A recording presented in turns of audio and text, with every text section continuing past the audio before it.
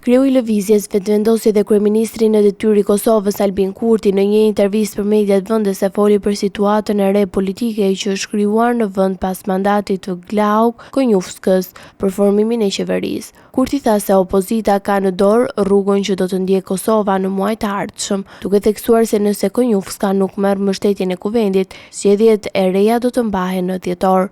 Opozita ka në dorë për të zgjedhur rrugën e mëtejshme, ose Kurti 2.5 drejt zgjedhjeve në dhjetor, ose Konjufska 1 drejt zgjedhjeve në prill. Secila prej tyre për ne është e pranueshme, deklaroi Kurti, duke lënë të kuptojë se vetëvendosja është e përgatitur për çdo skenar. Presidentja e Kosovës Vjosa Osmani, me gjithë kundërshtimet e partive opozitare në orët e vona të së martës, zyrtarizoi vendimin për t'i dhënë mandatin Glauk Konjufskës që të formojë qeverinë e re të Kosovës. Konjufska vjen si mandatuari i dytë pas Kurtit, i cili nuk arriti të krijojë një shumicë të mjaftueshme për të formuar kabinetin e ri qeveritar. Sipas Kushtetutës së Republikës së Kosovës, Konjufska ka një afat për 15 ditësh për të paraqitur para kuvendit përbërjen e qeverisë dhe programin e saj politik për të zgjedhur kryeministër. Ai duhet të marrë mbështetje në të paktën 61 deputetëve që përbën shumicën e thjeshtë parlamentare. Në rast se qeveria e Konjufskës nuk arrin të votohet, vendi do të përballet me zgjedhje të reja në fund të dhjetorit, duke futur Kosovën në një periudhë pa sigurie politike, ndërkohë nëse Konjufska